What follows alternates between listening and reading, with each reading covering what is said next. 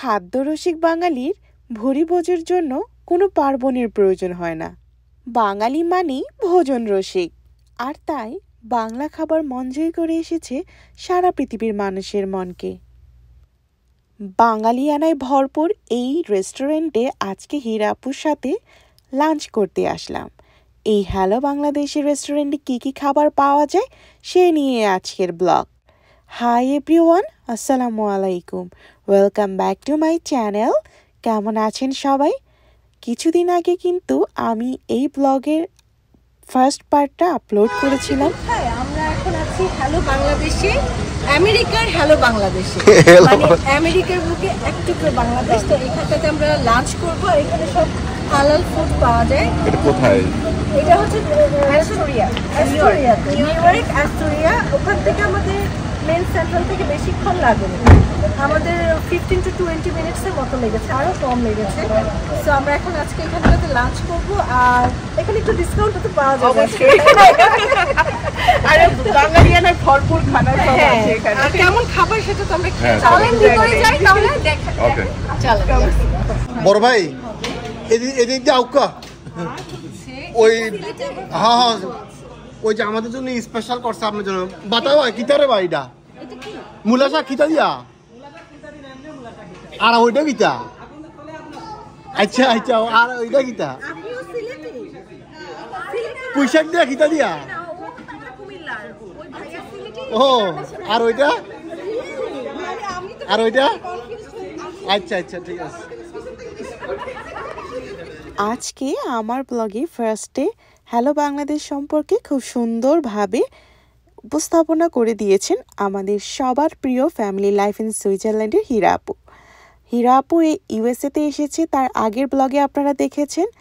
আজকে হ্যালো বাংলাদেশ এই রেস্টুরেন্টে লাঞ্চ করতে এসেছি। এই ফার্স্ট টাইম এই রেস্টুরেন্টে এসেছি।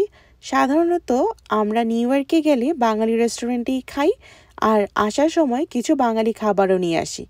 ঘরে তো সবসময় বাঙালি খাবার করা হয়, আর আমাদের এরিয়াতে মানে নিউ জার্সির এই আশেপাশেতে তেমন কোনো বাঙালি রেস্টুরেন্টে না থাকার কারণে নিউ ইয়র্কে গেলেই প্রায়ই আমরা বাঙালি খাবারগুলো নিয়ে আসি। তেহারি আমার অনেক পছন্দ। এই বাঙালি রেস্টুরেন্টে আসলে এই তেহারি খাবারটা খাওয়াটাই মাস্ট হয়ে যায়। আজকে বেশ কিছু বাঙালি খাবার অর্ডার দিয়েছিলাম। এখানে ছিল সাদা ভাতের সাথে ভুড়ি। অনেকেই আছে গরুর ভুড়ি খেতে খুব পছন্দ করে, তার মধ্যে আমিও একজন ভুড়ি পাগল। মানে আমার কাছে খুবই ভালো লাগে এই ভুড়ির কারিগুলো। তারপর এখানে নেওয়া হয়েছিল করলা ভাজি, তারপর চিংড়ি মাছ ভুনা, খাসির রেজালা, ডাল, এমনকি সাথে ছিল শাক আর সালাদ। এছাড়াও বাচ্চাদের জন্য নিয়ে নেওয়া হয়েছিল এই নুডলস, তারপর চিকেন নাগেটস, ফ্রাইস।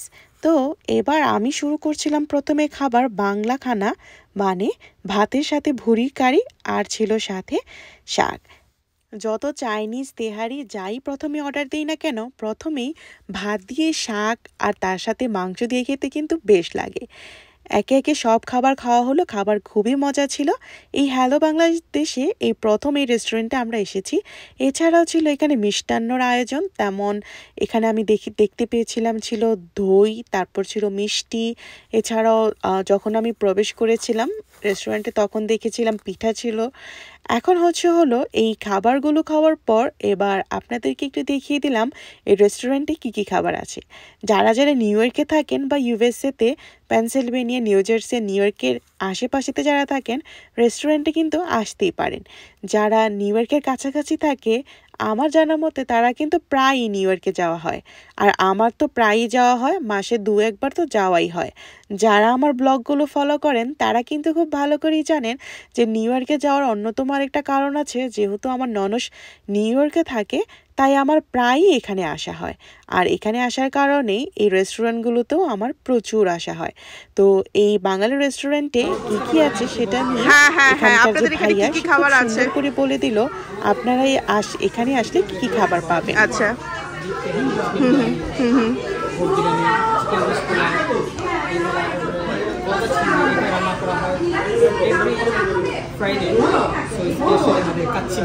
আচ্ছা,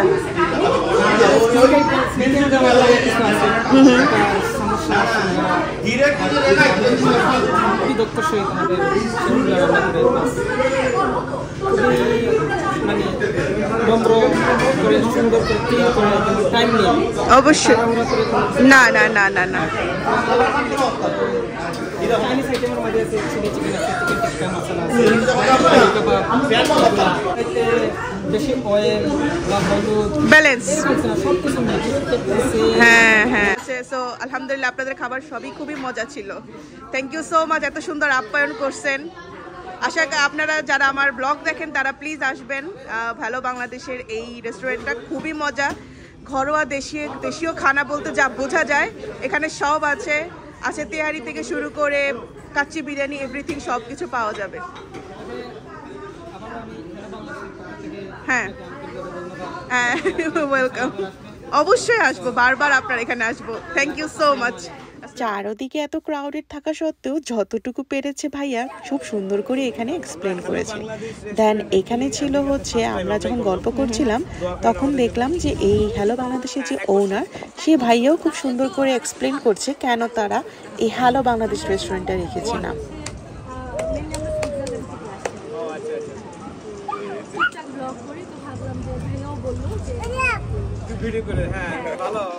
জি অবশ্যই, হ্যাঁ হ্যাঁ থ্যাংক ইউ।